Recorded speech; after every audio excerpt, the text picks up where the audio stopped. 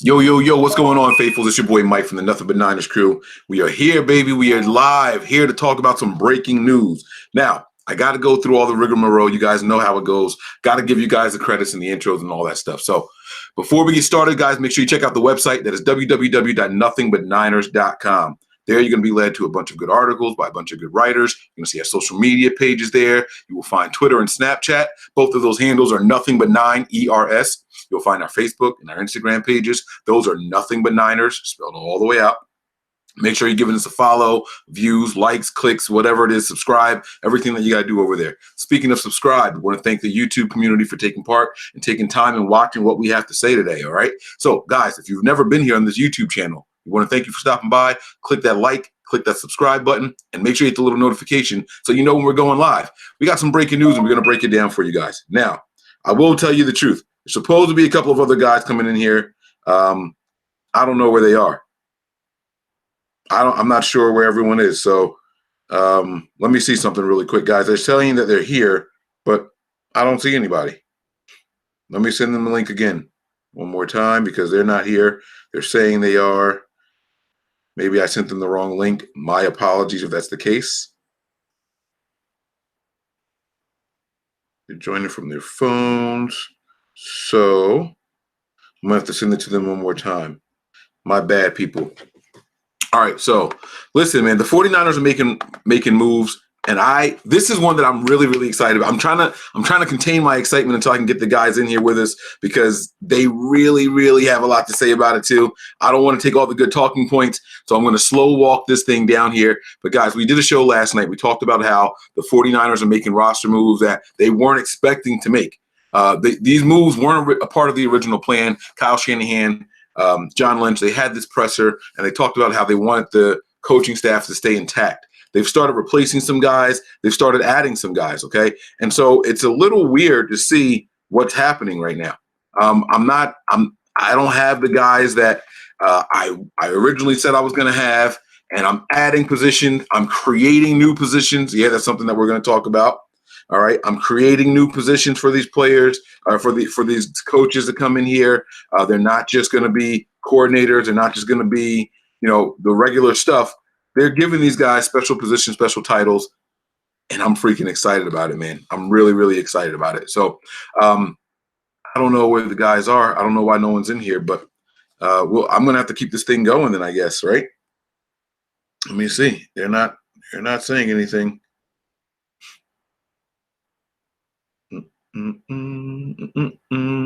Okay, here's one person. Looks like it's me and Nick then. I don't know. They're saying they're in the room, but they're not here. What's up? What's going on, man? How you feeling over there? Like shit, but all right. Well, stop snorting. We're live. What's going on, Anthony, man? Thank you guys for joining. Anthony's on mute. What's going on, man? How you feeling over there, bro? Who, me? Yeah, Anthony. Oh, yeah. Good. I'm great. I'm very good.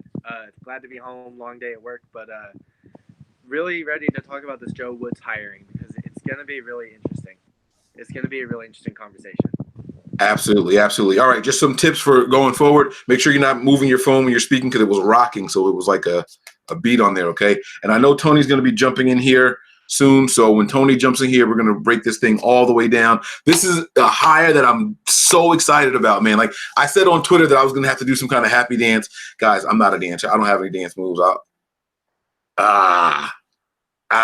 Get my Cassidy on, got to rep for Philly, even though I'm rocking the Jersey shirt today. But I'm really, really excited about this thing. So I don't know why Tony can't get in. He's the only one that Nick, can you send Tony the link? He's saying that he can't get in still. He said that no one's in there. So listen, man, this hire, there he goes. My man is there. All right. Tony, last but not least, what's up, baby? How you feeling? What's going on? All right, we're live now. I hope you guys know we're live. We're rocking. We're rolling already. I had to start, man. I saw 9:02 and I started panicking. Is that Nick? Yeah, he popped some Ambisol and other things that rubbed some stuff on his joints and snorted a couple. Why would I pop Ambisol? I don't know. Is that in pill form now? Theraflu. Some Theraflu. Yeah, check out that Croc Time hoodie. What? I see you. I see you representing for Croc. All right, Croc here in spirit. We asked Eric Crocker to join us because this guy. All right, guys, we gotta start talking about it. So I'm gonna give it to Tony first. The 49ers have made a new hire, guys. Joe Woods is here. All right. So I'm excited about it. The 49ers seem to have created a position. Let's start there. We're not going to talk about his accolades. We're not going to talk about how good of a defensive backs coach he is because that's what's got me so fired up. I can't begin to tell you guys how excited I am about this. We're not going to talk about that yet. We're going to talk about the position that he's got because I, before this hire, had never heard this before. Well, what about you guys? Have you guys ever heard of this kind of position with any other team? I have, Mike. Yeah? Yeah. A pass game coordinator. You would think that's something that you would see on the offensive side of the ball. This is for the defense. Break it down for us. It's the same position Chris Richard holds in Dallas. Marinelli is the defensive coordinator, and they signed him when they brought him on, I think it was last year or 2 years ago, as the defensive back coach / passing game coordinator. You know, like you said, it's a little bit confusing. You see passing game coordinator, you think offense, but this is a position that a lot of defensive coaches are implementing that I've noticed over the last couple of years. Basically, the meaning of a passing game coordinator is he works with the defensive coordinator in scheming the defense on the back end, meaning the corners, the free safety, the strong safety of the defense. He'll work with Saleh on game planning more than your average or your normal defensive back coach will. So basically, I mean, I don't know if you want to go this far in depth with this, but what I like is it's showing that Saleh is looking for help and he's willing to open up his scheme instead of just running the Seattle covered 3. Because if you notice, we changed our couple different looks up the latter part of the season. We did a little cover 2, we did a little man, and I don't know if you want to touch on this now, but this guy specializes in cover 2 zone and man coverage. So no, we'll get down to the technical stuff a little bit later. I want to open up the floor to Nick as well as Anthony and see if you guys have any thoughts on him. Have you guys heard about him? Did you know anything about him before the 49ers hire? Did you have to do any research on him? I mean, what do you guys know about this guy, Joe Woods? Because the people who are watching can't wait for us to break it down. Tell us whether or not we should be excited. If they're watching me and my attitude, my energy, I'm really freaking excited. I'm going to explode. We got to start getting to the accolades. But what do you know about him before the 49ers assigned him this position, Nick? Well, I mean, when he was a DB's coach, he was really, really good. He was really shitty as a defensive coordinator overall. I see people like mentioning in the rooms and stuff like that, oh, he's Robert Saleh's, takeover. No, that's not anywhere near true. When he was the DB coach, he ranked pretty high. I mean, top 5 as just the secondaries on the teams that he coached ranked, top 5. I think 1 overall, like 3 or 4 years. He's been coaching for like 26 years. He's got a lot of experience. He's coached some really good guys, to go back to just Denver, you got to keep Talib there, but overall, I mean, I like the move. I'm just kind of interested because he wasn't named DB coach. So I'm kind of interested to see how that pans out because it sounds like, and I know this isn't true, it sounds like he's going to be taking over like play calling and stuff. But I agree with Tony. I think they're going to open up the scheme just a little bit more using his scheme and the cover 3 that we use now. So we'll see. But I'm excited for it. I mean, it's changed, but it was something that needed to be changed, and maybe he can get more out of like an Akello, Tavarius Moore, DJ Reed, even with Richard Sherman. So we're gonna get to that. Yep. We're gonna break all of that down, man. Anthony, your thoughts? You hear Joe Woods brought in from the Denver Broncos, former coordinator for them. Did you cry? Did you say, man, that Denver defense really took a step back? This guy's going to be ass cheeks. Like, what were your thoughts when you heard the 49ers picked him up, man? Do you want my pre-research thoughts or my post-research thoughts? You can give me both. Start pre and then tell me what you see afterwards. Okay, the pre. I had known he had been a coach for over a very long time. He coached for 4 NFL teams. This will be his 5th now. Coached for over 20 plus years. He's only 48. To be 48 years old and coach over 20 years, that's pretty impressive. I would say that's a lot of experience and a lot of knowledge. That's the type of stuff you hear in older guys. I mean, 48 is not that old. Let's get it right. But you know, that's still impressive nonetheless. Previous experience in Denver, very good defense. He kind of helped bolster it when he was a coordinator the past 2 years. Up until this year, it was, I mean, a lot of that's kind of like our situation too. You can blame the offense for getting them on the field so much because Keenum isn't exactly, you know, your top tier quarterbacks. They had injuries, you know, they had things that Keenum isn't Mullins. If you guys are interested in a quarterback, let us know. But yeah, I think there's a lot to look forward to in this guy. I definitely like the experience. I definitely like that this strays away slightly from the familiarity concept. This is definitely a new face, although Tony was telling me that Shanahan has a little experience with him in Tampa.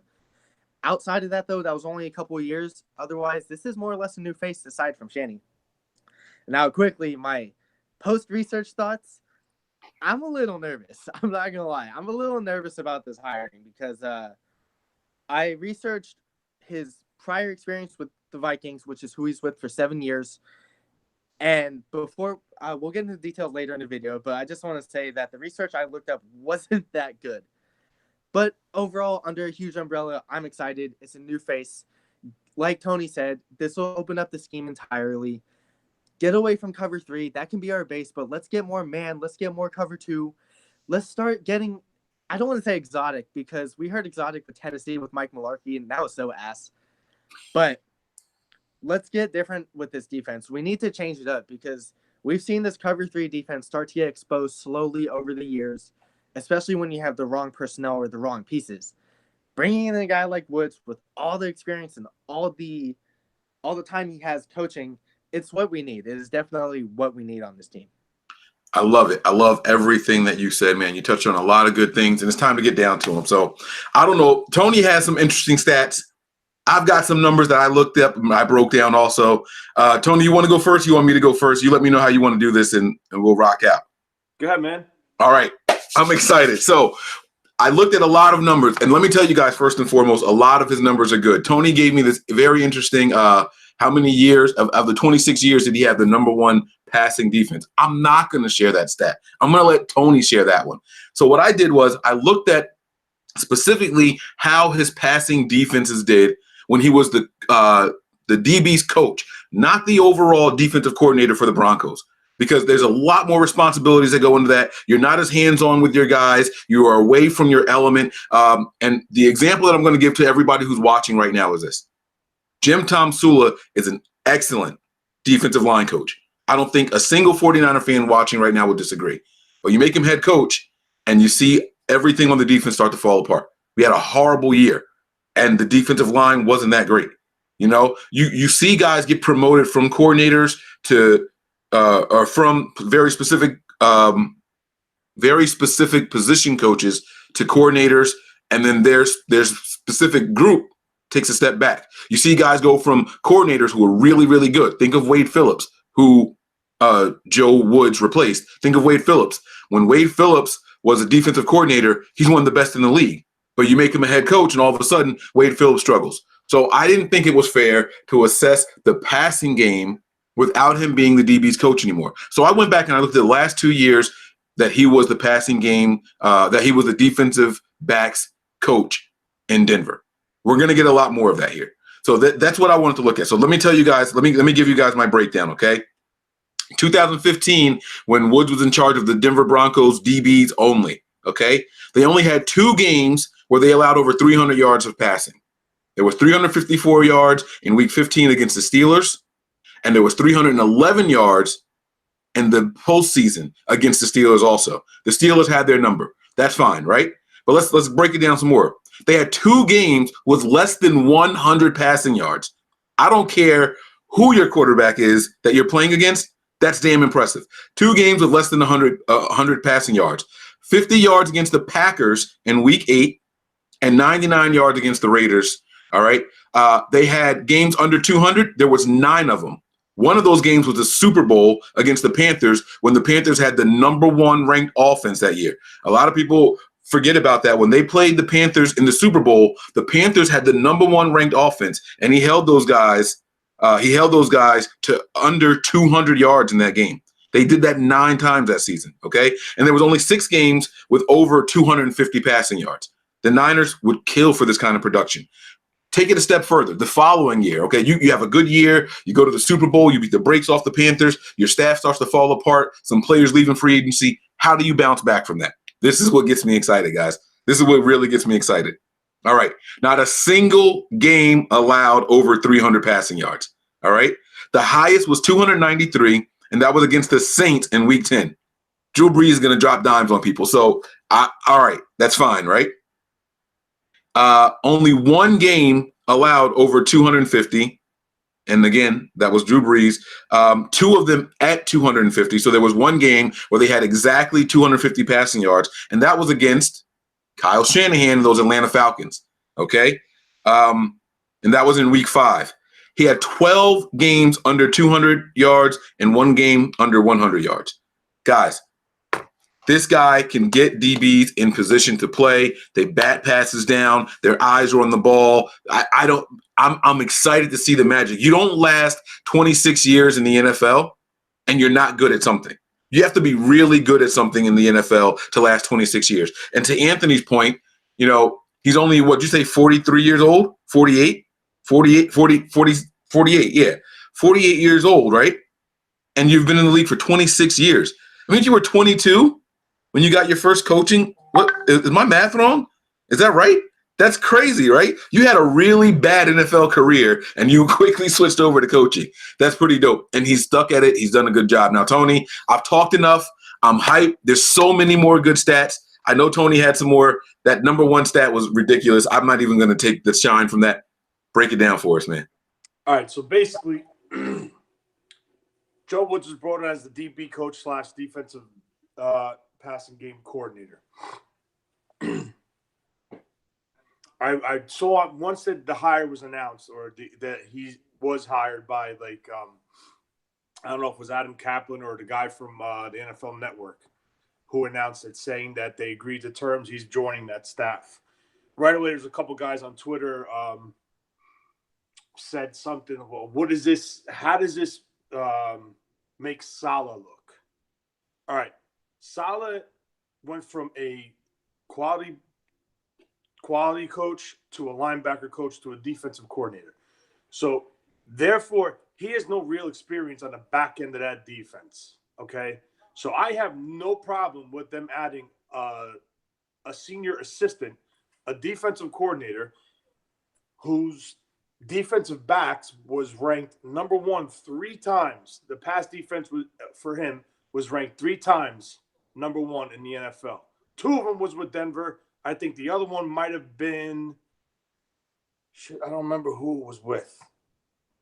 I want to say Tampa or – no, the Vikings maybe. He had 1 season where they were ranked number 1 overall in pass defense. But what I like about this, I said it earlier, I like how Saleh's willing to work with these guys and expand. As we know, we have a very young secondary, minus Richard Sherman. Okay? These guys need experience. So by adding Woods, it gives experience to one of our youngest, most unexperienced groups on this team, defensive backs. I'm not going to get deep into the stats. Your stats that you gave out were, pretty much good enough to sell this guy to the fans to make it seem like, okay, this is a great hire. Again, there's a small tie between Shanahan and him from Tampa. I even think maybe John Lynch was playing with Tampa back then, and he might have been like an assistant or something. Not sure, 100% sure about that. But, overall, this guy, his strengths are in man coverage and the cover 2 zone, okay? Both that we showed in the latter part of the season. Okay, so that's showing that Saleh opened his playbook and Kyle went out and got somebody to help Saleh in the adjustments that he made in the latter part of the season that made this defense played better. We went to the cover 2. We went to man in some plays. And by bringing this guy in, I think is going to help this defense significantly. And it's similar with what Kyle wanted to do last year when they tried to bring in Norton, an experienced guy that could help Salah and Salah could lean on. But like I said to begin this whole talk off, Salah really don't have any experience on the back end. This guy does, and Salah's going to lean on this guy. And I like it because it's not going to be just the cover 3. It's going to give – there's going to be different looks. I think you're going to see the cover 3 in the base, but once we go nickel or dime, you're going to see it. You're going to see a cover 2. You're going to see man coverage. I think Sherman will adapt to this and play well in this, but I still think overall I think this is a great hire, and I'm really looking forward to seeing this work out. All right, Nick, you've been kind of quiet over there, man. What's going on? Stop you chewing on stuff, biting your tongue. Break it down for me, man. What do you like about this guy, Joe Williams? Joe Williams, God. Whew. What do you like about this guy, Joe Woods? I don't like anything about Joe Williams. Never have, never will. So. What do you like about Joe Woods? What do you dislike about him, man? Break it down for us. Well, like I said, I mean, I think he's a great coach. He's got a lot of experience. I'm interested to see what he brings over, and if we do switch to more man, cover 2, and what's going to happen between him and Salah. I don't think that he's going to be like the precedent that takes over for Salah, as some people will probably think. But I kind of disagree with Tony on point, as in Sherman adjusting to play a man, because when he plays man, we all seen how quick he turns his hips and goes the other way, trying to bite in quarterbacks, and he's done it his whole career. But that's when he usually gets ate up the most. But I don't know if that will make things better for him or worse for him, because I mean, Sherman's an athlete, so I'm sure he'll adjust to different things. But I'm really excited because of the fact that there's a guy with a ton of experience coming in, and not that Jeff Hafley didn't have experience. He was just young. He had some experience, but I want a guy who's going to go after it. Guys who've coached like the best. I mean, Aqib Talib, Chris Harris Jr., they were both Pro Bowlers like that year with Denver, and players that he has coached to bring out this in our younger guys. And that's what I'm most excited about, is seeing what he can do with our younger group of guys, as well as help, he's run some Tampa 2, he's run some cover 2, he's run some cover 3, so he has all these skill sets of knowing all these different types of coverages. So I mean, I'm excited for it. I mean, it was time to move on from Hafley. We could tell, DBs weren't getting their heads around. They weren't doing things that you normally look for in a DB. We had a lot of PI calls. And that comes down to coaching and the players not doing what they're taught to do. So I'm excited to see what he brings to the table. I don't think he's going to, like I said, I don't think he's going to take over for Salah. But I think that they'll work hand in hand and make this defense a lot better. So that's 3 new guys now that are going to be feeding in on the defense, because we got the new defensive line coach. Then we got the new secondary, defensive pass coordinator, I guess you should call it. And then Robert Saleh. So three different, not all 3 different guys, but somewhere to meet in the middle with all this new thing. So I'm interested to see what we run next year. All right, Anthony, you got anything to add to that, man? Because this is, I got more. I'm just gonna let you guys. I always got more. So what do you got over there for us, Anthony? Okay. I have to be the ball buster here for all you guys. I'm sorry. I am kind of nervous about this hiring. Before we get too excited about Denver, let's not forget that defense was handed to him. Chris Harris, Darian Stewart, Aqib Talib, that whole defense was just handed to him. Who's going to come into a situation with a Von Miller or a Chris Harris? It's really rare. So, of course, that defense is going to be top-notch. It should be if you have those pieces. Secondly, I did a little research with his Vikings history. He was there for 7 years. 3 times he was there, bottom 2 in yards allowed, passing.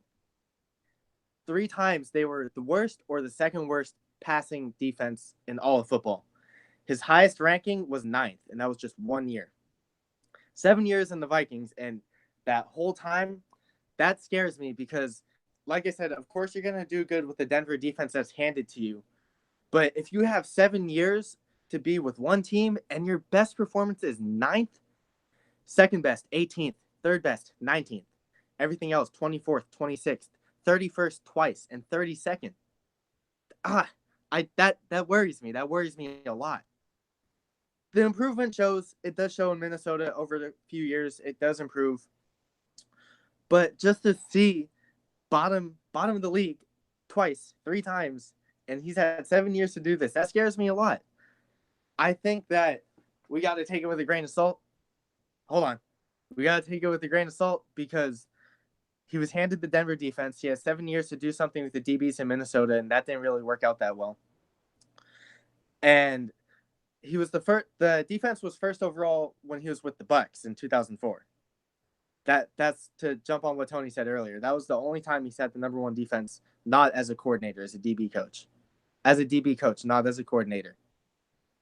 So, like I said, it worries me that the Minnesotas didn't seem like it worked out too well. But I'm very excited overall. I have to be happy now because I'm really excited to be alongside Saleh, like Tony said, and like you guys have said, who doesn't have any experience coaching up DBs or really working with DBs. Woods is going to help that immensely. Immensely. And that's what these guys need is, like Nick said, Hafley was young. Woods is experienced. He's a veteran in the league, and he is proven. I will admit that. And these young DBs, they need to be coached up. It can't just be the players coaching up with Sherman. It's got to be actual coaches to teach them right from wrong, to teach them scheme, to teach them zone, to just coach them up and say, hey, we need to get away from these penalties. We need to show you guys how to really just man up and go attack these receivers, go attack these guys, because let's face it, we haven't had a good defensive backfield in a very long time. At least it feels that way. Even Joe Fan and Matt Mayoko and those guys have said it seems like it's been forever since we've had a good DB coach, too. It's been a minute. So I think Woods will bring that change. I think Woods will bring that energy to the team, and we just need it. We absolutely need it. I had to bring up those points because that's the part of me that's scared, but the part of me that's excited is the experience and the veteran leadership I hope Woods brings. All right, Tony, I saw you wanted to jump in just like I did, so you go ahead first, and then I'll come back. And Anthony, just a quick question. When you're saying he was handed the keys to the defense in Denver, he was the DB coach, or was he an actual coordinator that year? When he was handed as a coordinator. Okay. All right.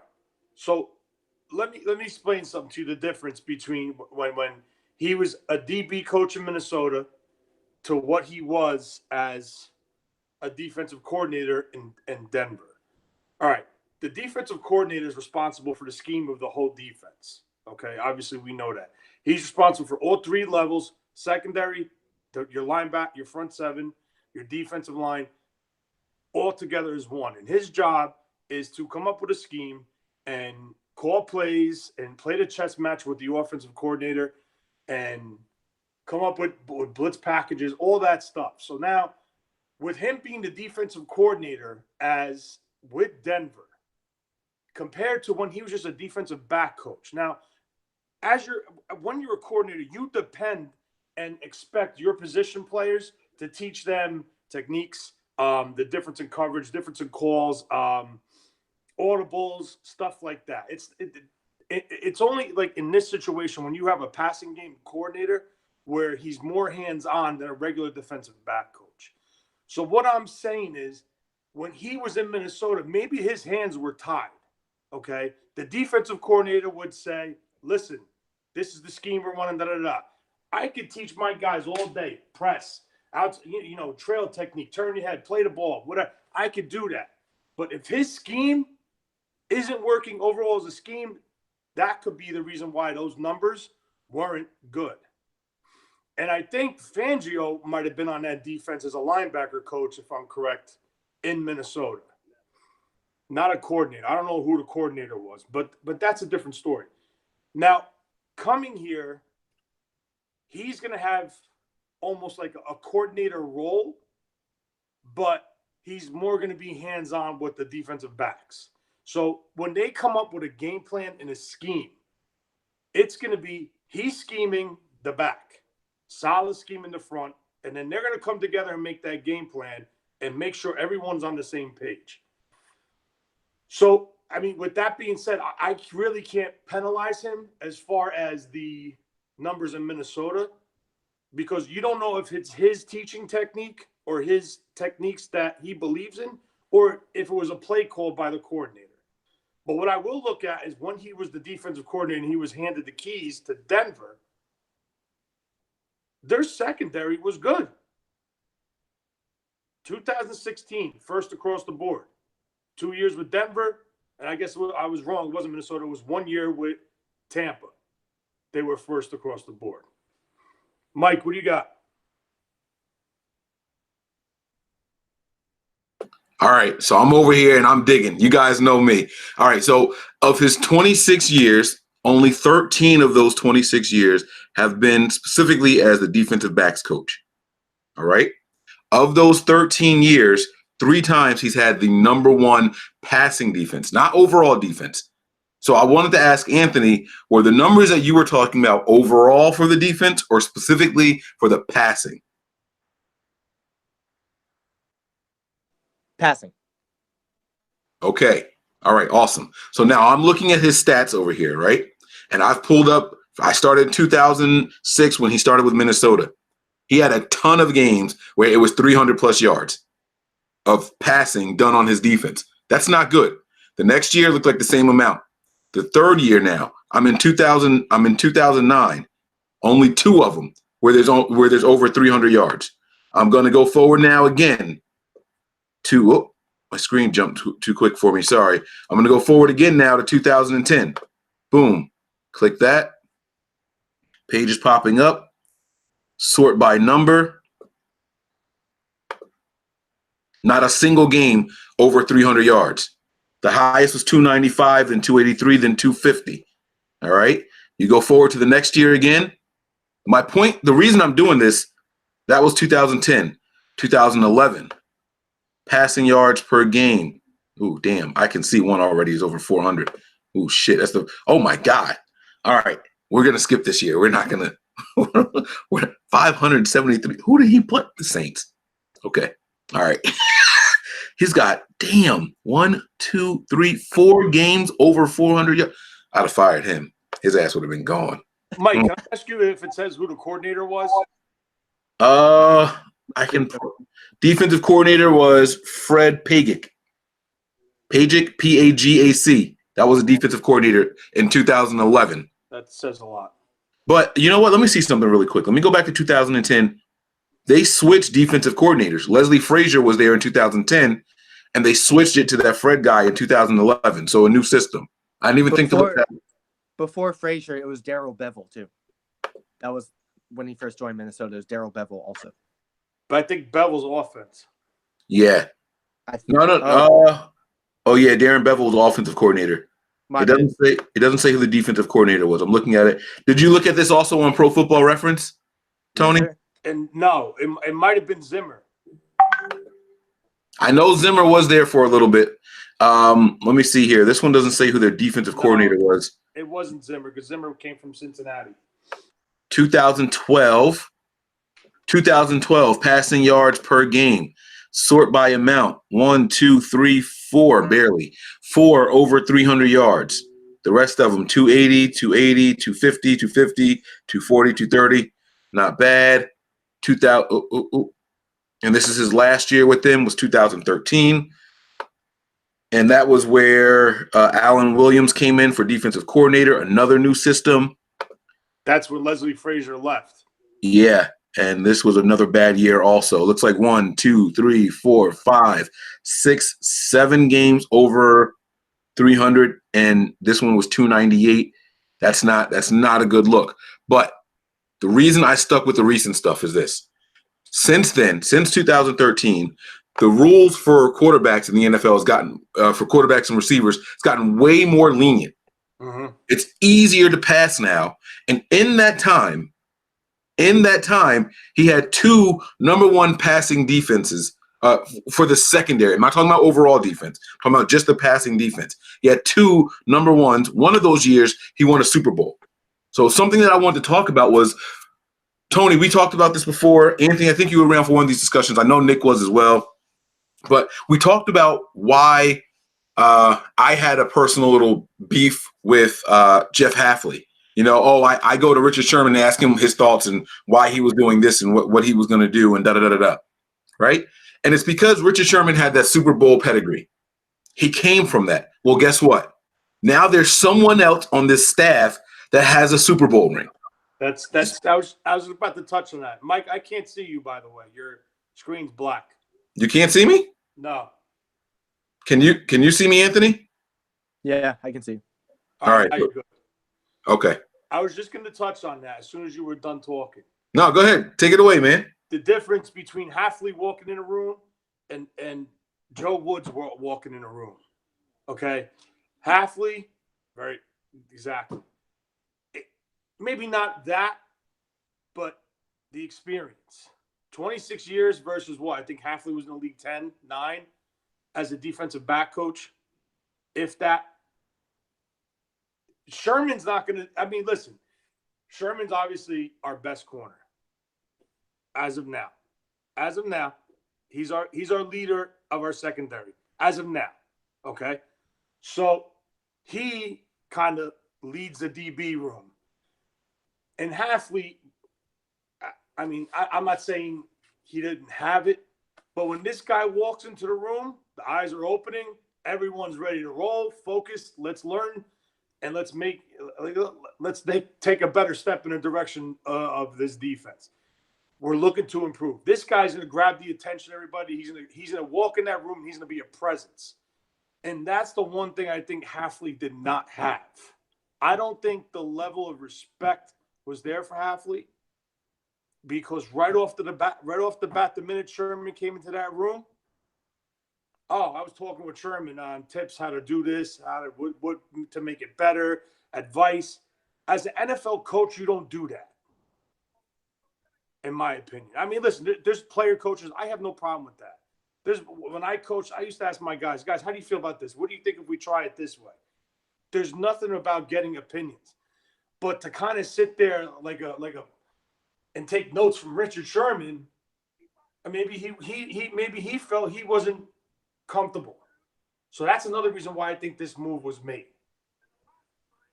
to bring in a more experienced defensive back coach for this younger group. It's all about respect in that room now. Eyes are going to be open, people are going to be focused, and they're going to be ready to roll. Absolutely. We're saying a lot. Nick, what's up, baby? What's up? I've been trying to talk for like an hour. Go ahead, man. Get in. Anyway, there's one thing that's going to make this hire really good, or there's one thing that's going to make this hire really bad. It's going to make it really good if we actually get a pass rush, and it's going to make it worse if we don't get a pass rush, because any team that has a pass rush makes the secondary look that much better. So you could be as experienced as a coach as you want. You could have the most experienced players, but you've heard Croc say this before. You've heard other people say that DBs are not going to cover you for 3.5 to 5 seconds. It's just receivers are going to get open. They're going to give up yards. I like this hire, like I said before, because I do think that we're going to address pass rush this year, one way or another, free agency or draft. If we can change up the zone defense more, get away from so much zone, I think this will work out. Like Tony said, I mean, it's a respect level, the experience, even young players getting a pass rush, they all go hand in hand. So this hire could look really, really good if we get the pass rush that we've been looking for, like every team looks for, and we're in such dire need of getting. But I mean, those years that he did lead the league, he had a hell of a pass rush too. It wasn't even just players. I wouldn't go as far as Anthony saying that he was handed that, because I mean we've seen that here in San Francisco too. Like Jim Harbaugh was handed a team and we praised him for it, but he was literally handed a team that was a proven team. Jim Harbaugh came in and did something with it, but didn't with none of his people. So, yeah, I don't know. I mean, it's going to be interesting to see what happens. And you got to what I wanted to talk about was once we get the pass rusher, there's no more ifs. There's no more, oh, can we get one? No. Between free agency and this draft, we are getting a pass rusher. And like you said, Nick, that's when his defenses were the best. You can look at the Von Miller, those 2 years that he had over there. I'm not saying we're going to go out and get a Von Miller, but man, Nick Bosa can be all right over here in 49 with the 49ers. We can cause some havoc up front, and he can teach these young guys how to anticipate passes sooner than full complete routes. He brings a different dynamic to what we've been working with over here in San Francisco, and I'm really, really, really, really excited about that, man. Anthony, I absolutely love what you did. I would have been Mr. Positive the entire time. I like when we can get both sides of an argument and balance each other out. You know what I mean? A show with me being way up here, guys, this guy is great. He's awesome. He's awesome. He's awesome. That's not what we're about here, Nothing But Niners. We want to bring you guys real. We want to keep everything level. Anthony, man, that was solid, baby. Yeah, one thing I bring up, though, is that aside from everything I said, this dude has been coaching for longer than some of our players have been around. He's been coaching for over 20 plus years, and half of our team is barely like 20. I mean, that's just an example, but this team is really young. And that's been the focal point the past 2 years. This past year is that it's a young defense, it's a young offense, it's a young team all around. So this is why I not only like this hire, even though I'm a little nervous, it's also why I like the Kokirik hire too, our Keurig machine D-line coach. I like the hire absolutely because we are bringing in some hard-nosed veteran coaching to coach up these young guys who need to be hit around and who need to be pushed around and say, hey, you guys can be hard asses too. And I think that's what Woods brings. He brings that veteran leadership that it seems like that we didn't really have with Hafley because he was so young. And I think it's a good point to bring up that Harbaugh was handed a team, Woods was handed a defense, but so just because, now let's put this in the air, just because you were handed a good defense doesn't mean it's automatically going to be good. You still have to put in the work to make it good too. And Woods got to learn under Wade Phillips when Wade Phillips was in Denver. And I think not only Woods being under Phillips, him coming over and bringing that Phillips-esque to our team is very, very important. And like I said, it all adds up with this veteran leadership and this veteran coaching staff that this team absolutely needs. We don't need young coaching guys who are the next hot head. We need veterans. We need veterans. Coaching at least. Maybe not so much on the team until we add an edge, until we add Earl Thomas, until we add Antonio Brown, when we bring those guys in for sure. But this team needs veteran leadership, and I think Woods absolutely brings that. Absolutely. You can forget all the stuff, like Tony brought up a really good point that how many different schemes did Woods go through when he was in Minnesota alone? And I didn't put that in consideration. And now I look at it, it's like, oh, well, that makes sense. There's only so much you can do. There's only so much power that you have. Well, Woods has had the power, and he had that power in Denver. And even if he had the pieces, it worked out. So let's see what he can do in San Francisco, because this is the time to be a Niners fan. It's very exciting to see that we've got this veteran leadership and we've got this proven commodity who can make a difference to this team. I'm getting hyped, man. Listen, go ahead, Tony. Go ahead. I got one more thing. Let's keep in mind that Denver had a defensive-minded coach last year, and as Woods with as being a defensive coordinator. I would just like to know who really had control of that defense. Was it Vance Joseph or was it really Woods?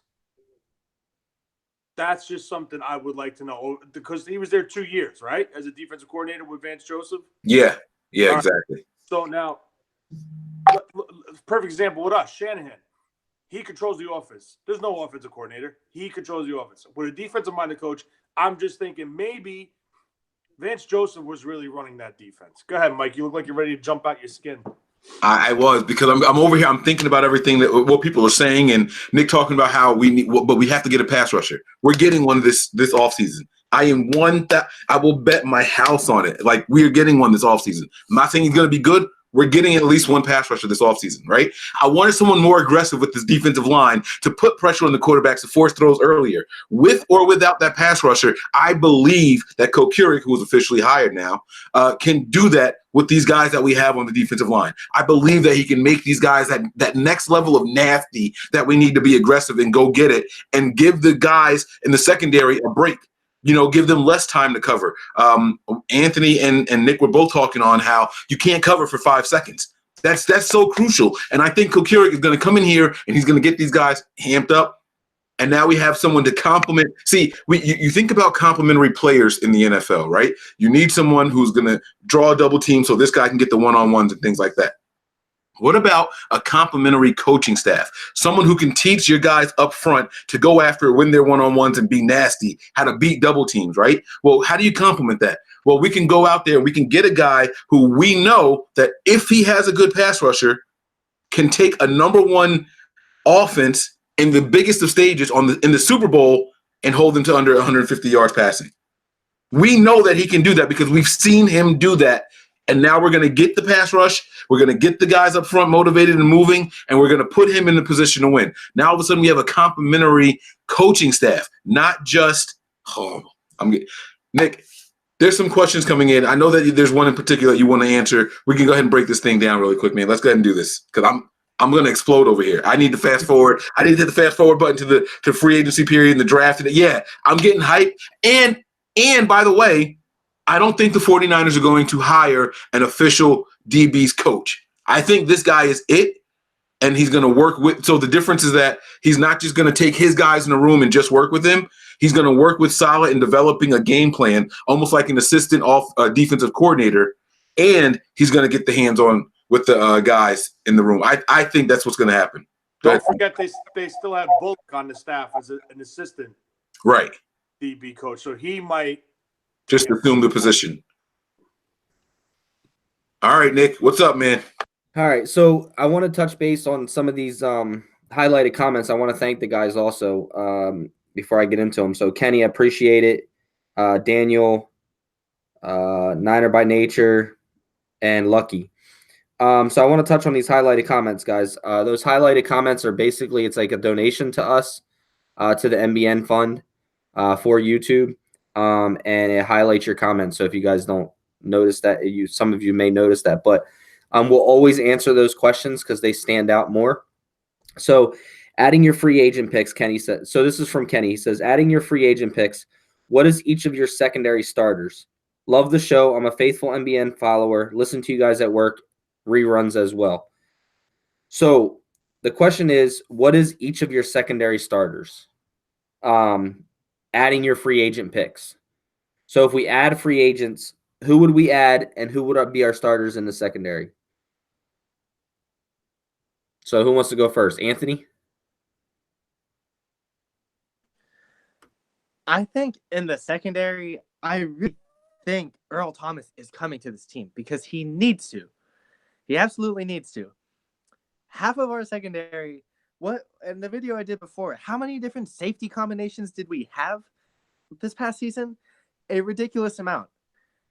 Earl Thomas is proven. Earl Thomas is a proven veteran leader who can bring a lot of change and who can bring thump to this team that we need. With that being said, I think Earl Thomas is the only major secondary piece we add. I see my ideal starting is Sherman at what? RCB? Sherman usually only plays the right side, right? Okay, Sherman at RCB. I think Akello is going to stay as our CB2 on the left side. Jaquaski Tart is going to be our strong, and Thomas will be our free. I think Colbert had a really bad sophomore slump before he went down. And if we bring in Thomas, I think Colbert is just a quality backup. We need depth, but we also need proven starters like Thomas. So, like I said, I see Thomas. I see Tart because I don't think we're going to bring back Jimmy Ward. I don't think we should. Akello on the left side, Sherman on the right side. That's my ideal secondary. Thomas is the big key piece that I think we need. I agree. I agree on the Thomas part. I think they're going to add him as another veteran preference to this room as a player and on the field. I could see them picking up like a tier 2 cornerback on a 1 or 2 year deal to add competition. Unfortunately, I don't have my computer in front of me. I can't tell you who I think they would go after because I don't even know who the hell is a free agent. But Hey, Tony, while you're talking, think about this, that your guy, Pierre Desir, is a free agent, and so is Landon Collins as well. I know those are two names that you were talking about previously. I know Desir was a guy on your radar last year. I could see Desir getting a shot, but I think Desir played so well. I don't think the Colts should let him walk. I mean, I think he played well in the playoffs and towards the end of the season for that defense. Landon Collins is a great player in the box safety, and I think we have two of them. One of them just has a little issue with the injury bug. I can't see us dumping big money on two safeties. So, in my opinion, I would target a true free safety and go with either Marcel Harris or Jaquiski Tartt as the strong safeties. And another key component here is that Colbert had a sophomore slump, like Anthony said. He had a little injury. They IR'd him early. If you add Earl Thomas to this secondary, Colbert has, 3-4 years to learn under Thomas. And not only that, will he learn? Huh? Just two, because this was the second year. He's only got a 4-year contract. Well, no, I'm just saying how long Earl Thomas will probably be on the Niners. 2-3 years. And if they choose to extend him, they extend him. So what I'm saying is not only are they getting a better player, but they're getting a player that could help and teach the backup. So now you took a starter going into 2018 who got hurt and had a little slump, and now you move him to the backup. So now you have depth at free safety. The special teams will get a boost now, and I just think that Earl Thomas will definitely attempt to bring in Earl Thomas to this team, and I also think a tier 2, possibly a tier 3 corner, because I really don't think there's any tier 1 guys that are worth the price tag that they're going to be getting. Yeah, I mean, you might see him take a flyer on a late round pick. A couple undrafted free agents, but I mean, that's pretty much it. I think, like Anthony said, I think Okello will be given a shot. Listen, you never know. Woods might come in and light a fire under Okello's ass, and you might see Okello play. There's a lot of what ifs, so things are bright right now. Going in the right direction. Yeah, absolutely. I like I like Mo Claiborne. I don't know why, but he's also a guy that's a pending free agent. I would bring him in. He's 28, 29 years old, something like that. And he's 28. He's got a lot of experience. And I think that he's someone that could push, not so much for a starter, but I think he'll bring quality depth. People always say I like to sensationalize. Listen, if we're going based off of play, Richard Sherman's spot ain't safe. I'll say it now. I don't care. I know that he's a leader and all that stuff. Listen, the guy wasn't targeted a lot, luckily, and there were times where people were wide open on Richard Sherman. They're running this way. He's turning that way to come back. It's a lot of separation that he gives the people, and it's not a good look. And if we're going based off of merit, like what you're doing, not what you've done, someone could come in here and push Richard Sherman for a starting job at the right cornerback position. Go ahead. I don't think it's going to be a free agent, though, Mike. I don't think there's any big-time free agent corners. I think if you add someone like a Claiborne, he could come in and compete with a Kello. But, I mean, you have to roll with Richard Sherman right now because we're not going to invest at number 1 unless we find a diamond in the rough in the 3rd round, maybe the 2nd round. But I don't see us spending big money on a corner because there's no real corners out. Listen, unless they make a trade. You don't have to spend big money in order to get a corner. No, Like, I understand that, but look, I'm just saying, like Bradley Roby, he's available. He knows the system that we're going to be running right away. Bradley Roby's 27 years old. You come in here, you're consistent, and you're not having the mental whiffs that Richard Sherman was having this year that luckily, knock on wood, NFL quarterbacks didn't take advantage of. Richard Sherman's, I'm just saying, Richard Sherman's spot could be in trouble. No one wants to hear it. No one wants to say it. We're 49er fans. We want to believe that we have the best at everything, especially when it's a big name like Richard Sherman. But I'm just telling you guys that Richard Sherman wasn't what the numbers showed him to be this year. And a guy like Bradley Roby coming from Denver, who knows the system, knows what we're going to be wanting to do, he could push Richard Sherman for that role. That's are all. you saying in the beginning of the season, mid-season, or season's end with Sherman? I'm just saying he could. You're saying the season overall. Overall, at some point in the season, he could be challenging Richard Sherman for that starting role. Absolutely. Go ahead, Anthony. I see Anthony wanting to jump in too. Yeah, I also actually want to agree with that. I think Sherman will be on the team next year. I mean, that's clear. But his spot, at least his start spot, should be up there. When you're clearly the best corner on your team and you're up here, and then the rest of your secondary is down here, it's a lot easier to look really good. And this was another year where Sherman didn't have as many targets like normal. But this is the first time he's been on a team where the guy across from him is actually not the best. He didn't have that guy that he could weigh his weight on across because a lot of the pressure was taken off. Well, a lot of the pressure was taken off him again this year because the guy next to him was playing like crap. That's just something to think about. Like Mike said, the numbers are not there to show for it because it doesn't show why he wasn't targeted so much. It doesn't show why he was allowing not so many yards. And just to put into example, I understand going to the Tampa Bay game when Sherman was covering Mike Evans. How many times did Evans toast Sherman? Oh, my God. And I get Evans is a elite wide receiver. He's top 5 in my book, easily. But at the same time, that just goes to show that Sherman that we saw in Seattle is gone, and that's very clear. So it scares me to think about Sherman covering true WR1s like Evans. And then next season, I believe we play the Saints. I'm kind of scared to see Sherman on Michael Thomas, you know? It's that kind of thing that I worry about that I hope Woods brings into the rest of the youth in our secondary that Sherman doesn't have to, that we say, hey, Akello, look at how Sherman is now. He can't do it all on his own, and he can't do it as much as he used to.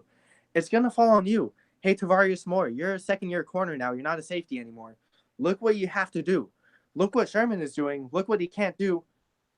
That needs to be you that used to be like him. You have the tangibles. You have the athleticism that Sherman doesn't anymore. And Moore, Witherspoon, DJ Reed, K1, those guys need to realize it's got to be us. Who is the next man up to take over for Sherman? Who is that guy who's going to challenge Sherman to say, hey, I appreciate you, I respect you, but you can't be CB1 anymore. It's going to be me. That's the thing I worry about with Sherman, and Mike brings up a really good point about that. And that's why Woods was brought in. And just one more thing before, Nick, you can go. Well, I still want to answer the question, but go ahead. The number one thing that we failed to address, and we all agree with this, we had no pass rush. None. So I don't give a shit if you have Deion Sanders over there. Yeah, that's what Nick. You're gonna get picked on. I mean, they're gonna get open. And that game versus Tampa, that team was lousy in all because of what happened. Now, when Sherman was with, even like towards right before he got hurt, he still had a pass rush. Now, if we address that pass rush, there's a very strong possibility his game will improve. Not to what he was pre-injury, but he will step up from this year. When we address that pass rush. And because of what you just said, I want to finish answering the question because none of us has officially answered it yet. It was what free agents would you bring in, and then who are your starters? I think I'm going to go across the board. I'm just going to keep the Earl Thomas guy as a pick. I'm going to go with from left to right. I'm going to go with Akello Witherspoon. It's my left corner. My free safety, I'm going to make Earl Thomas. My strong safety, I'm going to make Jaquiski Tart. My right corner is going to be Richard Sherman, despite everything I just said about him. But I would like us to kick the tires on a guy like Bradley Roby or Mo Claiborne, just something like that. Someone else to bring in and keep these young guys motivated and let them know, like, there's veterans here. If you don't want to eat, these guys will do it for you. So that's That's it. Nick, you got to answer the question too, bro. What's up? What's up? So I want to touch on that Sherman thing though, real quick, because while I agree with you on certain parts, I disagree on others. I agree that Sherman was open a ton this year. I agree that Sherman got toasted by Evans this year. But these teams watch tape. And if there were liabilities in Richard Sherman's game, they would have went to him a whole lot more than they did. So they watch tape. There's no getting around that. They're going to see his tendencies and see what he does, and they're not just going to say, oh, well, Sherman was this last year or 5 years ago. They watch tape. They're going to exploit anything they watch on tape. They didn't come at Sherman nowhere near as much as they should have, because obviously he was still showing something, but watching the all-22, there were a lot of times that he was open. So I agree with you that he needs to be challenged, but I also disagree that they didn't not just go at him because of the fact that he is Richard Sherman. I don't agree with that. If you're grading DBs on a scale of 1 to 10, right? Richard Sherman has a down year. Let's say he's a 6, all right, out of 10, as opposed to his normal 8 or 9, which I would classify as elite. Let's say he's a 6 this year, right? Let's say Ahkello Witherspoon was teetering between a 5.5 and a 6, right? If you have Richard Sherman playing the exact same way as Ahkello Witherspoon, which one of those guys are you going to target? I mean, you're going to target Ahkello Witherspoon, bro. Well, I can't. I'm not going to go off a grading system. I'm going to go off of what I see on tape. And what you're seeing on tape is Richard Sherman playing poorly, but someone across from him playing even worse. And that's why you target other spots of the field. Despite how bad Richard Sherman was playing, you target other people because they're playing worse still. And but you're still going to get thrown at in a game. There was games he wasn't thrown at all. Yeah, and dumbass Jameis Winston went in there and went right at him over and over and over. He overthrew. And Tampa Bay was the number 1 rated offense this year. It doesn't matter. So what? I'm just saying. And Jameis Winston took advantage of Richard Sherman and not knowing, oh, maybe I shouldn't throw at this guy. And he was going after him over and over. And there were games where people went after Richard Sherman, but they overthrew him. The Cardinals did it twice. Cardinals went after him, and because their quarterback couldn't hit the side of a barn, it looked like Richard Sherman had a great game. But Richard Sherman got blown up a lot in that Cardinals game, in both of them. And what do you have? 2 receptions? You got. I know you don't like Sherman, but you got to admit Sherman.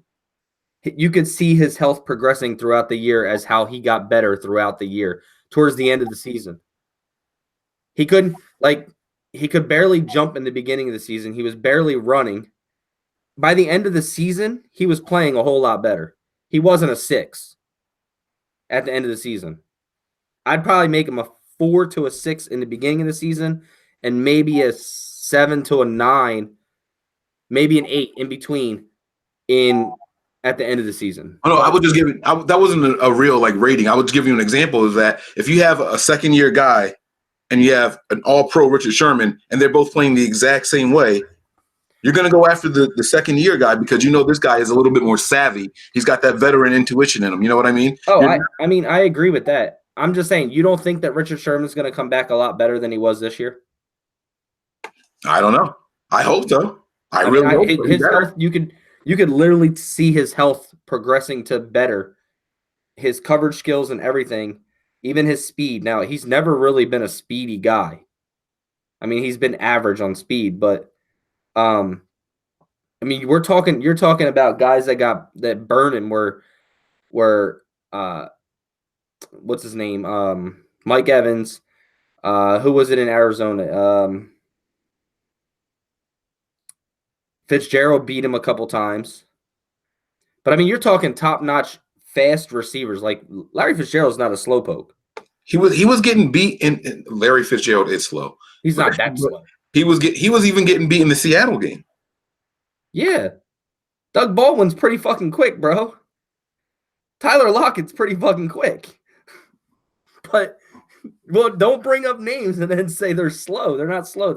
I didn't say anybody was slow. I'm saying that he was getting beat even late in the season. You're saying that late in the season he was getting better. He struggled against Seattle. He struggled against Tampa Bay. We played Tampa Bay in November, the end of November. That was in the second half of the season. Yeah, we played him Thanksgiving weekend. Right. He struggled. That's what I'm saying. So you're saying he got better as the season went on. He still struggled at the end of down the stretch. And that's my point, is that he can absolutely get better. If the people are going to say that, oh, it was the Achilles and all that stuff or whatever, that's fine. Like we knew there was going to be growing pains. He's going to have to recover from that. What I'm saying is that if we go in there and we get someone like a Bradley Roby and a Mo Claiborne who can challenge him for his position, if they're being fair and they're being real, Sherman's going to have to step his game back up to what we expected and wanted it to be. Oh, and I'm not against adding another person to push him, but I just don't think this regime is going to do that. I don't think they're going to bring somebody in to test Richard Sherman. Richard Sherman's going to finish his contract out here. He's going to be help as a leader type person on this team, and then Sherman's going to be gone, and that's what we're going to have. So, but I mean, I'm not disagreeing with you totally. I'm just, Now, who are your free agent acquisitions, and then who are your starters? Because I think I'm the only person that listed the starters. So I'm going to bring Earl Thomas in, because I know I hate doing this, but familiarity. But Earl Thomas can still play, but he's coming off a major injury. So I'm scared. And plus, he's from Seattle, and I just don't. I mean, but he'll help this defense. So I'm gonna set everything else aside. I think Earl Thomas will help this defense. I'm gonna make. Is it just free agents, or we can? What I did was I just stuck with Anthony's Earl Thomas edition, and then I rearranged the starters. That's all I did. So the only thing that I changed was, instead of it being Adrian Colbert as a starting free safety, I just made it Earl Thomas. But everyone's assuming Earl Thomas is going to come back. That was a horrendous injury that he had. We have no idea how he's going to come back. And then the whole, like you were saying, oh, it's Seattle. I think to John Lynch, that sends light bulbs off. Oh, I want that experience. I want those kind of guys. But let me tell you, when you get this guy in here and Joe Woods, all of a sudden you don't need that veteran. I'm the veteran that you need. And as long as your guys listen to me, then they don't have to listen to Earl Thomas. They don't have to listen to Richard Sherman. I'm not sure that we're going to be so dependent on those guys anymore. So I think Joe Thomas, Joe, God damn it, what is wrong with me? I keep changing Joe's last name. I think Joe Woods looks at 2017 film of Adrian Colbert and salivates. And he looks at 2018 film and he salivates even more. And he says, I can get him back to that. That's what I think. And then if that's the case, we don't need an Earl Thomas. Fans don't want to hear that shit, but that's the truth. If you get a real DB coach in here, someone who knows how to motivate these guys, we don't need an Earl Thomas. Eric Crocker said himself, and don't take my word for it, take his word for it. Eric Crocker said that was some of the best free safety play he has ever seen, ever. And that kid was a seventh-round pick, a rookie coming in here. He got it up here that, oh, I'm the man, I got this, and then he had to step back, and he had an injury. He had a hampering injury. You take all that stuff away, and you get someone who can come in here and motivate these guys like Joe Woods, someone with the Super Bowl ring, someone who can pound his chest and say, I can do this if you guys listen to me. What do we need? That's what I was gonna say to you, though. Like with Adrian Colbert, I think Adrian Colbert has the ability to play a very good safety position, but I think that he lacked or slacked. Like I've said this on the show before, I think he slacked on his study. I think he got into his head how he played so well that he didn't lack the speed from sideline to sideline, but he lacked route recognition and the study of the game and reaction time. Yeah. You're absolutely right. His 40 time doesn't change. Right. He can definitely still cover from sideline to sideline. And I think Adrian Colbert isn't a wash. I don't think he's done. But bringing somebody in like Earl Thomas can only help him, as well as bringing in the DB coach. So it's really going to be interesting to see.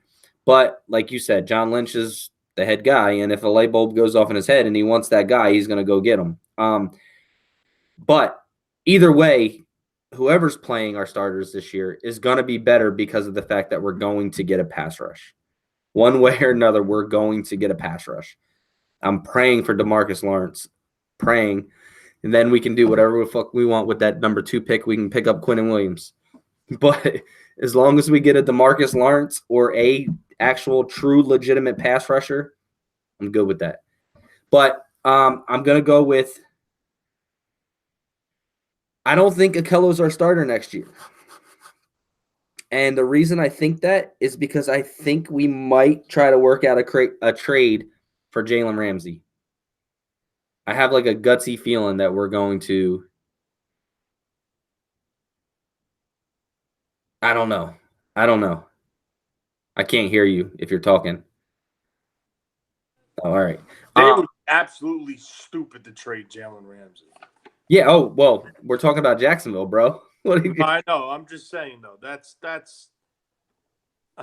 if they want a Haskins, bro, we could go 2 from 7, depending on who we get in free agency. We just got to do Mullins for Ramsey straight up.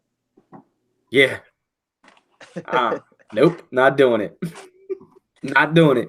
I'd give them CJ Beathard, the number 2 pick, for the 7th pick, Jalen Ramsey, and their second rounder. But I don't think Tart's starting next year either. I don't like Tart there. Too many injuries. I just want to see. I know Scott's going to kill me when he watches this because that's Scott's guy like all the way. But I really like the way Elijah Lee played, bro. I don't know. And everybody else will stay the same. Elijah Lee will be given a chance to compete and get that starter spot at the weak side linebacker. Yeah. He deserves it, hands down. That's my opinion. Linebacker, not safety. No, I said the weak side linebacker. Yeah. Yeah, but Nick, you said that you think that Elijah Lee is going to take the spot from Tart. No, he wasn't going to take. No, I was just saying. I said, as much as I don't like Tart, he's going to start there. But I want to see Elijah Lee playing. Like, I really like Elijah Lee playing on the field as much as I like him. Did you hear me? Got me? Covered?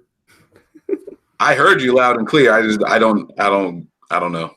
Tart's going to start as much as I don't want him to. I know the other player you're not going to want to start is my guy, Williams. You're going to let Williams start next year? Oh, Juan Williams? Yeah. Oh, I don't mind. I don't have a problem with him. Listen, when he came back those last 2 games, he brought a physicality that was missing. I don't dislike Juan Williams at all. Get after it, baby. Okay. I don't think they're bringing Jimmy Ward back. I don't want them to bring Jimmy Ward back. I think they might, though. I think they have a thing for Jimmy Ward, which is really weird. I hope not, bro. In that secondary. Were there any DB coach, man? There's a new DB coach. Let him watch the film. Let him make his decision. Every new position coach finds one of their guys from somewhere to bring in. How does Bradley Roby not make it to this roster? Every one of them does it. Or Ziggy Ansah also. Shh! Don't do that. Don't do that. Don't do that. I don't want Ziggy, man. I don't want Ziggy. But I mean, look, if they can get these guys motivated, hey, freaking go for it, man. That's it. If you can motivate these guys, I like what we're doing up front now. I like the coach that we brought in, Kokuric. If he can motivate these guys, then by all means go for it. Joe Woods, if he can do it, by all means go for it. Nick, I know you said there was a couple of highlighted questions. Were there any more that you wanted to touch on before we wrap this thing up? Nope. Yes, I saw a finger go up. Oh, wait a second. Okay. Well, while Nick is looking for all that stuff over there, Anthony, it looked like there were a couple of times that you wanted to say something. What's up, man? I mean, I want to get some more thoughts, guys. We're getting quiet here. I'm excited. I really, really like this hire. I think our defense. I'm going to go out on a limb right now and say that we got a top 10 defense next year. We were 13th, right? Didn't we finish like somewhere like 13th overall this year? We're killing the top 10. We're going to destroy the top. Yo, give me top 7, 8. No, 7, 6. 6 is my lucky bucket. We're gonna be 6 next year. I'm saying it. We're 6. We're 6. Mike. Woo. We're 6. I'm that confident. Look, I really, really like Joe Woods. I heard what Anthony said. He brought me down a little bit, and I still really like the dude. That's how much I like him. Go ahead, Anthony. I'm done. You just better hope we get a pass rush. If we don't get that pass rush, it's gonna hurt.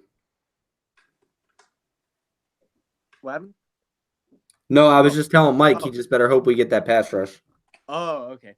No, I was saying now that Mike's getting me all hyped up, man. I think my boldest take for next season, I swear to God, we better address edge, but we will be a top 5 team in sacks. That is my boldest take for next season. Look at the interior pressure we got from Buckner alone. I mean, and the other rotational guys interior, Solomon Thomas stepped up in the second year because he's finally at a more natural position. Ronald Blair looked good, and I think that's Mike's guy, right? Ronald Blair? That's your dude? Ronald Blair's your dude? So we got these good interior guys, and now we just need that edge presence. And I think that edge presence, whether it's Bosa, whether it's Lawrence, whether it's Clark, whoever it is, whoever we bring in as that next edge guy, hopefully two of them, will propel us to that upper echelon of defense overall because we were already there as it is. The only reason our defense was 13th to begin with was because of all the turnovers we had on offense. Even Mullins had, bad moments. Beathard had bad moments, and we'll see with Garoppolo. But I mean, the offense, it seems like our defense was on the field so much longer than our offense this whole year, and to even be 13th and our defense be on the field as long as it was, that says a lot. So I want to say, stop with the Salah hate too. Stop it, because this guy is doing so much for this defense in between the cracks, and you guys are just seeing all the ugly parts of it, but look what's going on in between. Look what's improving here, and here, and here, and that showed this season, and it didn't seem like it because we lost so many games. But look at the Bryson 13th in overall defense. This team is set to be a top 10 defense. And to get hyped about Joe Woods, Keurig, those guys will help immensely. And that starts with adding the right pieces, drafting the right guys, and it's going to work out. It's going to be beautiful next season, assuming we're healthy. Yo, you just reminded me of how many turnovers we didn't force on defense. That's a fluke. Exactly. That's not going to happen. We were 13th, and we couldn't get the ball from the opposing offense. Oh my god. Yo, top 5, bro. Top 5. We're coming. We're gunning for that top 5. Oh yeah. And that's the point to bring up too, is that where were their turnovers all year, And I don't think that a lot of that has to do with coaching. I think a lot of it is that our defensive guys weren't really in situations to get the ball. Every team has dropped picks every year. Every team has missed fumble recoveries every year. It happens. But a lot of that comes from just it happens, It's part of football. It happens. And when you're not given as many opportunities because we don't have an edge, because there's no guys getting in the face of the quarterback to force bad throws, to force errant throws, it's not going to happen. We only had, 2 picks this year? Exum and whoever else? Our third pick was near the end of the year, and it got taken away from K1 because of a penalty. And I think that was in the Seattle game too. And I was looking forward to that so much, and it got taken away, and that was our third pick. Speaking of which, how many of those turnovers did we have taken away in the last few games because of penalties? And I mean, that's just off end, but the point is that to be a 13th ranked defense and to lead the league in fewest turnovers, that is huge. You add half the amount of turnovers, this team could very well sniff the wild card with the roster we have already if we get more turnovers. I'm hyped. I'm just hyped. Welcome to the club, baby. Welcome to the club. All right, Nick, did you find the questions? Tony, was there something else that you wanted to pop in on? No, that's pretty much it. Okay, man. So tell me how you feeling about Joe Woods. Give me a number, a scale of 1 to 10. 1, I don't care for him. 10, best hire in the world. I'll give him a 9. Oh, solid, baby, solid. Anthony, what you got for it? I got a good 7. Good 7. And he's the negative one. With the 7. All right, Nick, questions and your rating for the Joe Woods hire. Niner by Nature said Sherman going to the SS spot because of his speed. No, I know all that safety talk started like week 16 or 17 or something like that. Sherman's not going to safety anytime soon. It's not happening. That's pretty much it, I think. All right. And then what do we give the Joe Woods hire? Give me a number scale 1 to 10. 1 worst hire, 10 best hire ever. Nah, I'll go 8. My man.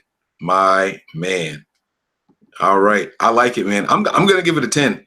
Let me tell you why I'm going to give it a 10. It's the best hire ever. I don't know if you guys remember. I literally said I want Vance Joseph. Do you guys remember me saying that? I wanted Vance Joseph because of what those DBs were doing the last couple of years. Well, we got the guy responsible for what those DBs were doing those last couple of years. I literally couldn't be happier. I could not be happier. My wish list is coming true. We gotta do more of these videos, man. I gotta start.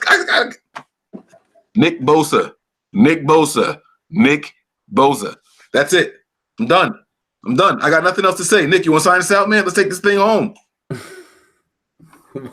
Dude, you got me going over here. Guys, look, man, make sure you hit the like and subscribe button. Make sure you hit that little bell, those notifications.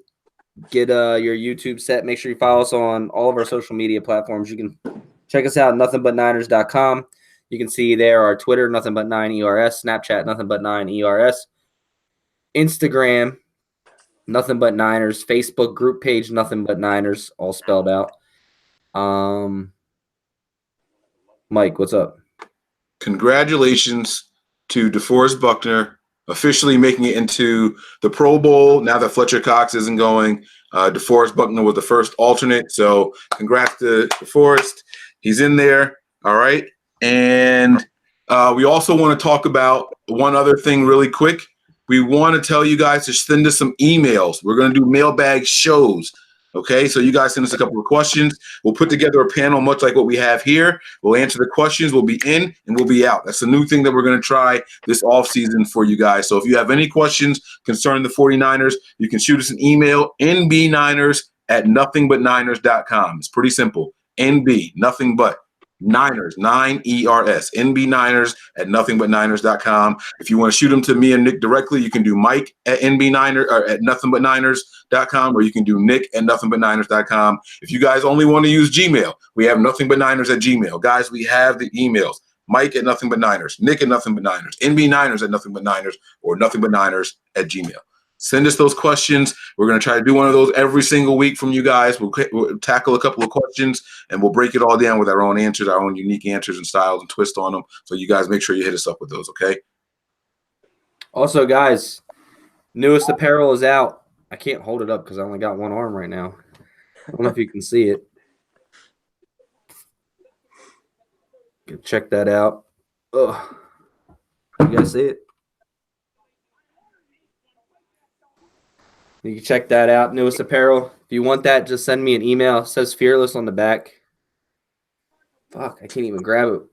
I'm so discombobulated right now.